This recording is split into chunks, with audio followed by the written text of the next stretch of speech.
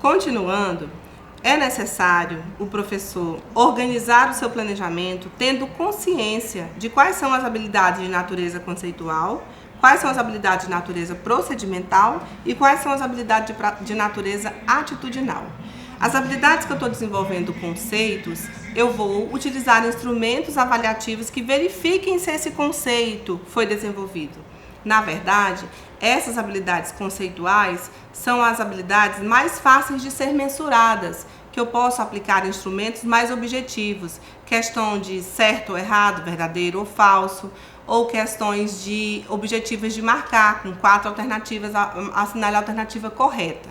Então, as habilidades conceituais são as mais propensas a esses instrumentos objetivos, que é mais fácil de mensurar, tipo testes e provas, né, com questões fechadas.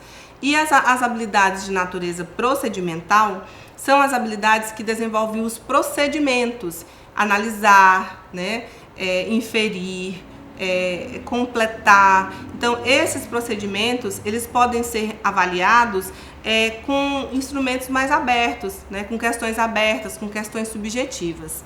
E as habilidades de natureza atitudinal são as habilidades mais fáceis, simples de serem avaliadas, porque são habilidades que a gente buscou desenvolver, melhorar posturas frente a determinadas situações. Então, se eu trabalhei determinada habilidade atitudinal, eu posso fazer uma roda de conversa e questionar: o que você acha sobre isso? Mediante a postura na fala e as opiniões emitidas, eu posso, como professor, avaliar se aquela atitude, aquela habilidade atitudinal foi bem desenvolvida. Então, para cada tipo de habilidade, eu tenho que ter um instrumento avaliativo. Isso automaticamente infere no meu trabalho enquanto professor, porque eu preciso diversificar esses instrumentos. Às vezes, os testes e as provas são mais fáceis de serem aplicados e até corrigidos, mas a gente precisa diversificar. A gente precisa de outros instrumentos que possam colaborar nesse juízo de valor que a gente faz em relação ao desenvolvimento ou não dessas habilidades. Questões abertas, textos produzidos, relatórios, portfólios, né? Nós temos aí projeto de vida vindo fazer parte do nosso currículo. Como eu vou avaliar se uma pessoa teve ou não, se um aluno teve ou não um bom projeto de vida elaborado? Eu preciso garantir que a minha análise acerca desse projeto de vida vá de acordo com o que foi trabalhado, que são muito mais habilidades voltadas para a atitude. E como eu usei o exemplo no planejamento, quem tiver acompanhado, eu só reforço a questão de que eu tenho que me preocupar com o desenvolvimento das habilidades, porque se eu desenvolvo as habilidades, ao final do ano o meu aluno será um aluno competente. Então a minha preocupação maior não é só com a competência, diferentemente das competências gerais, que elas precisam fazer parte do planejamento da gente enquanto escola. Mas a competência dos componentes, as competências das áreas, elas não precisam ser tão enfatizadas, porque automaticamente, ao desenvolver as habilidades propostas para durante o ano, eu estarei desenvolvendo as competências. Lembram do exemplo do motorista? O que me torna um motorista competente?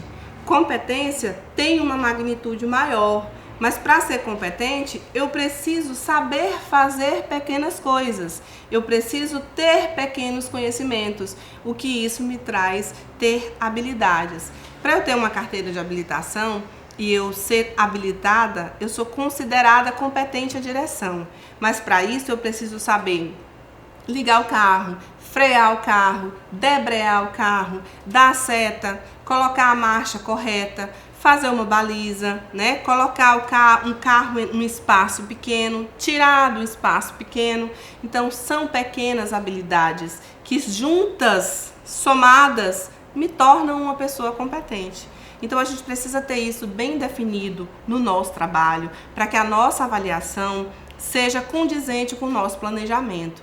E, para finalizar, é interessante a gente perceber que é mais fácil agora fazer o processo avaliativo da escola ser condizente com o processo avaliativo externo.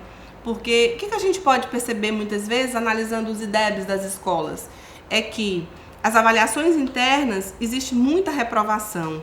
E a avaliação do SAEB demonstra que em situações, o SAEB só um exemplo, em algumas situações nós temos um desenvolvimento de conhecimento razoável. Então, internamente eu digo que ele não aprendeu, e externamente eu tenho alguns conceitos ali que foram bem desenvolvidos.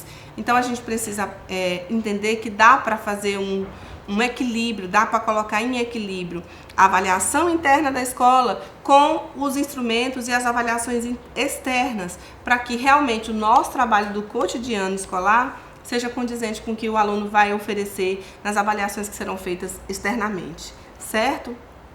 Finalizo esse vídeo lembrando que melhorar resultados internamente da escola e externamente não é função apenas do professor que está na sala de aula.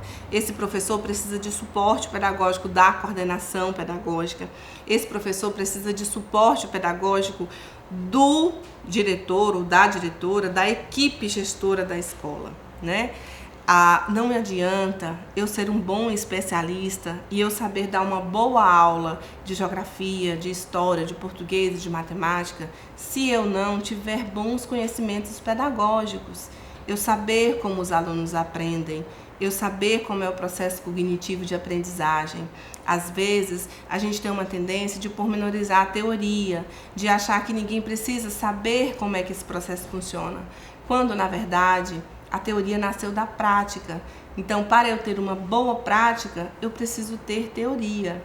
A gente está fazendo o processo adequado, que é buscar, conhecer, estudar, refletir e debater sobre essas mudanças. São mudanças sérias, mudanças importantes e que vão fazer diferença no nosso cotidiano. Então a gente precisa estudar, ler, se preparar para que a nossa prática de sala de aula realmente consiga responder a essa etapa de implementação do DCT.